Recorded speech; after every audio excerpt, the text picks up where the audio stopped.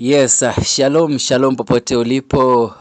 Ni wakati mwingine tena tunaungana kuhusiana na series ya mafunzo ambayo tumekuwa nayo. Tumekuwa tukiangazia swala la maombi na tumeangazia jinsi ya kuweza kukuwa na productive prayer life, an effective prayer life, na tumeangazia jinsi ya kutumia prayer life yako kufanya vitu tofauti tofauti kubadilisha maisha yako. Tumeangazia kuhusiana na maombi sio tu ya kuweza kuuliza, bali maombi pia inatumika kama fellowship, na ndio sababu kuu ya Mwenyezi Mungu ya kuweza kutuumba kwa ajili ya fellowship katika uwepo wake. Tukaangazia kwamba maombi ndio yanatumika pale, na leo ningependa tuangazie swala la maombi katika vita. Maana tunafahamishwa kwamba katika maisha ya Mkristo, wakati ambapo unaokoka, basi unatangaza vita na adui, unatangaza vita na ulimwengu wa giza. Maana Yesu Kristo anaanza kutueleza katika Biblia, katika kitabu cha Mathayo 11 mstari wa 12, anasema from the days of John the Baptist until now the kingdom of heaven, ama the kingdom of God suffers violence and only those who are violent shall take it by force. Kwamba ni vita kila wakati, kwamba ufalme wa Mungu unapigana vita. Paulo anasema kwamba kila kitu ambacho nataka kufanya sikifanyi, kwa sababu kuna vita kati ya mwili wangu na pia spirit man wangu, kwamba katika spiritual life na physical life mwili unapigana, unataka kuwa adui. Na ndio maana Yesu Kristo akakuja akacrucify mwili huu ambao ulikuwa umetulemea na unyonge wake, akatupa mwili wake, maana kufufuka kwake tumefanyika pia kuwa viumbe vipya na tumepata mwili mpya. Lakini akasema kwamba na watuma kama kondoo katikati ya mbwa mwitu katika ulimwengu huu. Kwa hivyo kuna vita kila mahali ambapo tunaenda, kila mahali ni vita. Ukitaka kutimiza ahadi unapata kwamba ulimwengu ama spiritual world inajaribu kukuoppose, unafanya kila kitu, and you have to take it by force. Lazima uweze kuchukua vita hivi kwa nguvu, lazima uchukue baraka hizi kwa nguvu. Hauchukui tu rahisi. Na je, utapigana vipi vita? Wakati wa kitambo, wakati wa Old Testament tulijifunza majuzi kwamba the Old Testament is a foreshadow of our spiritual or our Christian life. Kwa hivyo wakati ambapo wana wa Israeli wanaondoka, wanaenda vitani, wanaenda kule jangwani, wanapigana vita na maadui wa Filisti, wa Moabu na wengine wengi pale, ilikuwa ni ishara kwamba sisi tunapopigana vita. Wakati ambapo Musa anashikiliwa mikono na inainuliwa juu na wanashinda vita, wakati inawekwa chini wanashindwa, kumaanisha kwamba we are surrendering our battles to the Lord.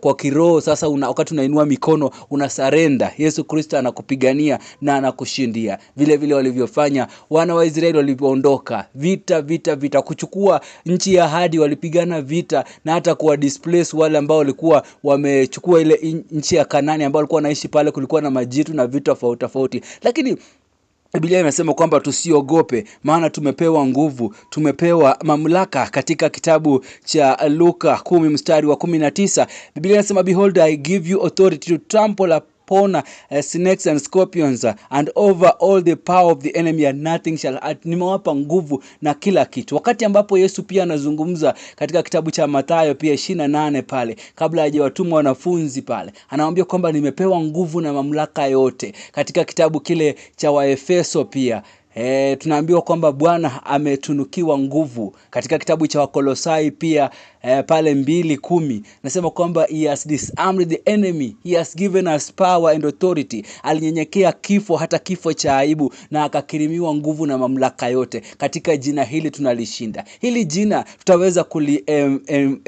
tutaweza kulienforce kivipi? Maana katika kitabu pia cha Ufunuo wa Yohana, Revelation chapter 5 verse 10, Biblia inasema kwamba you have made us to be kings and a priest to serve our God and we shall reign here on earth.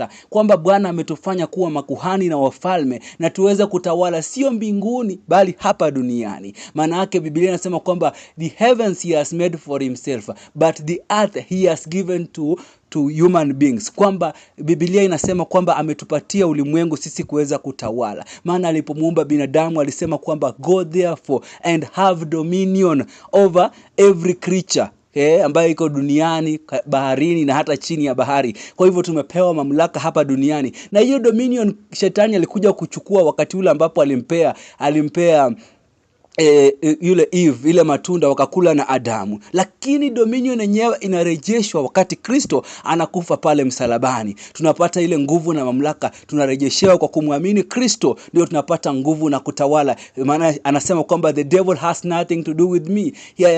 Nimechukua mamlaka yote. Wakati shetani alikuwa bado anazuba akifikiri amemmaliza pale msalabani, kumbe anatupatia nguvu, anatupatia mamlaka pale msalabani. Kwa hivyo ndio maana tunasema kwamba tunatawala. Na sisi kuserve kama priest, tunakumbuka wakati wa kitambo, wakati wa Agano la Kale, priest kama Samueli, wakina Elisha waliweza kuserve kama priest. Halafu kulikuwa na wafalme sasa, mtu kama Daudi, wakina Sola, hao walikuwa na serve kama kings. Lakini sasa Kristo amekuja combine hizo mbili, ametufanya priest. Walikuwa na offer sacrifice, wana offer thanksgiving, wana offer ile maombi, na vile vile kwamba kuomba msamaha kwa ajili ya wana wa Israeli. Halafu mfalme alikuwa anaingia vitani, walikuwa wanapigana vita na kuweza kushinda. Kwa hiyo sisi tumefanywa kuwa wa makuhani, ndio tumeangazia prayer life katika ukuhani hapo awali, katika episodes zetu za awali. Kama hujafuatilia unaweza fuatilia, kwamba tunaweza offer thanksgiving, offer praise, tukaingia pale tukamlilia Bwana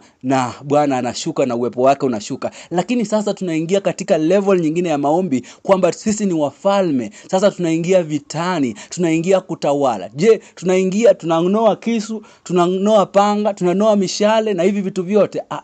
Biblia inasema katika Biblia kwamba our battle is not our war is not against flesh and blood. Sisi hatupigani katika vita vya nyama na damu, bali tunapigana vita vya kiroho, na tumepewa silaha za kiroho katika maisha yetu. Silaha hizi tumepewa wakati ambapo unatakaswa as a priest. Alafu sasa unafanya kuwa mfalme, wakati unapata nguvu na mamlaka kupitia kinywa chako, kupitia mdomo wako. Katika kitabu cha Proverbs chapter 8 verse 21, hiyo ni Methali 8:21, inasema the tongue has the power of life and death, and those who love it shall eat the fruits of the tongue.